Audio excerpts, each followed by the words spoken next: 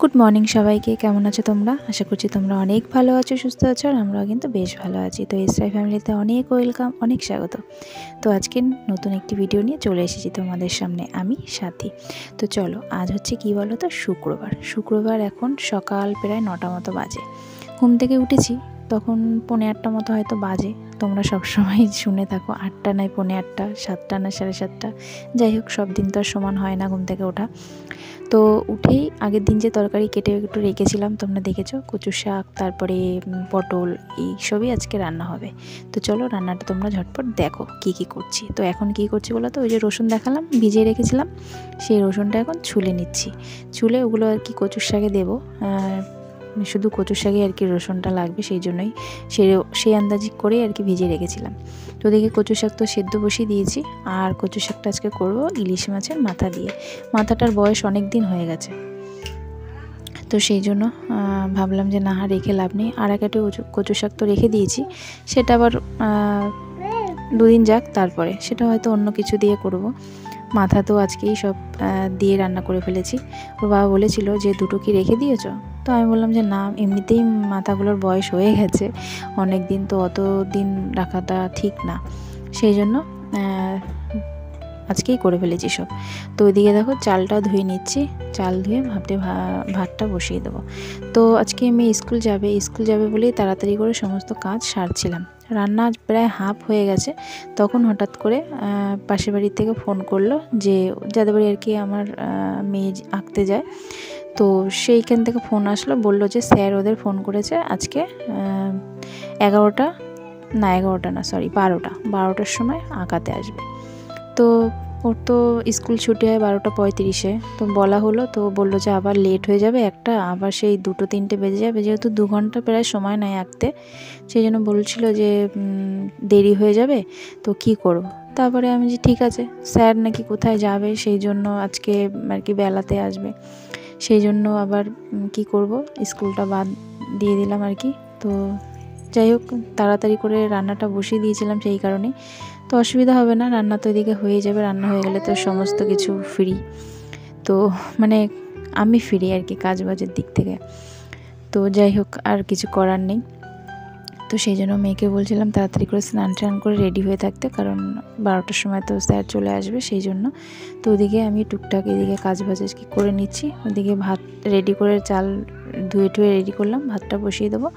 আর আগের দিন কিছু ওর বাবা বাজার করেছিল, যেমন মুড়ি, তারপরে পেঁয়াজ ছিল না, পেঁয়াজ এনেছে, চিনি এনেছে, সার্ফ, এই টুকটাক আর কি যা জিনিস, বিস্কুট, এই সমস্ত। তো সেইগুলোই আর কি ঢেলে ঢুলে রাখছিলাম।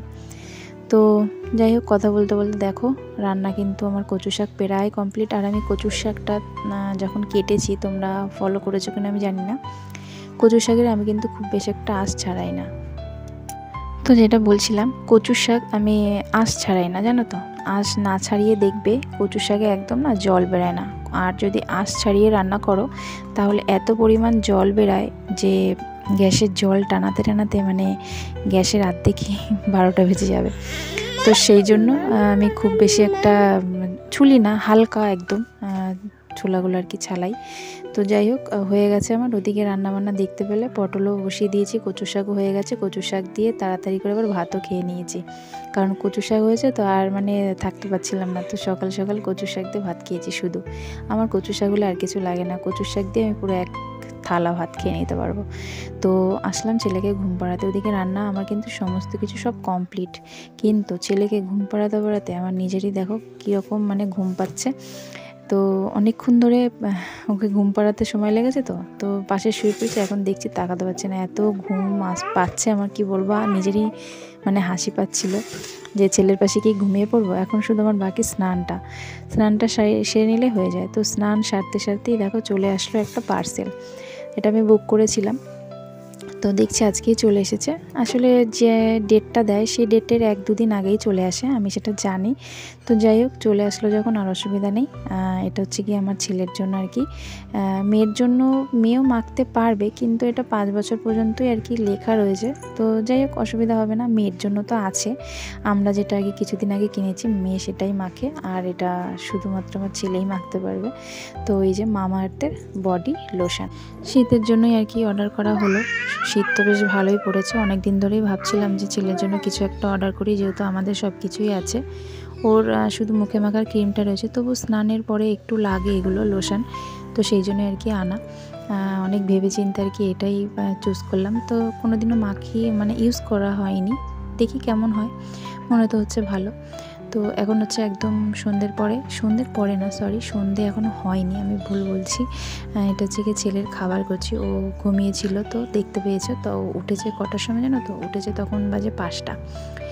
ওঠার সাথে সাথে এবার ছেলেকে তো খাওয়াতে হবে, তো তার জন্যই খাবার রেডি করে খাওয়ানো হয়ে গেছে। এখন হচ্ছে গিয়ে কটা বাজে বলো তো? এখন হয়তো 7:30 কি 7:45 বাজে এই সময়টা।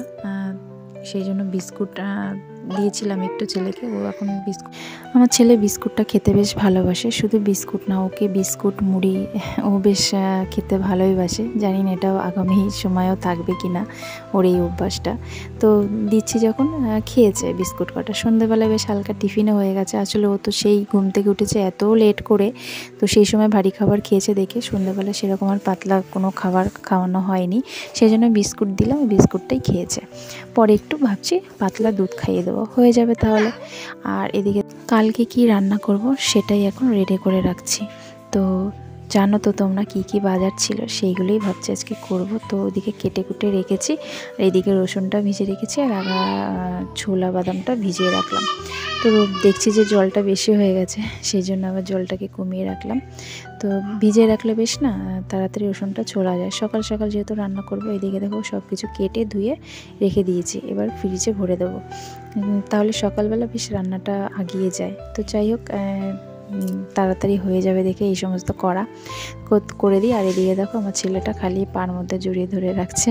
ও এরকমই করে, যখনই রান্নাঘরে আসবো ওর এটাই কাজ। তো চলো ফ্রিজে ভরে রাখি, আর ওদিকে আরেকটু ঘরে টুকটাক কাজ আছে, সেগুলোও সেরে নিই। আর গরম তো এবার চলে গেল, এবার তো শীতকাল তো চলে এসছে, এখন আর এই পাখাটা কোনো দরকার নেই। তাই দেখো পাখাটাকে বেঁধে একদম সেট করে রেখেছি। তো চলো ভিডিও এইটুকুই, টাটা।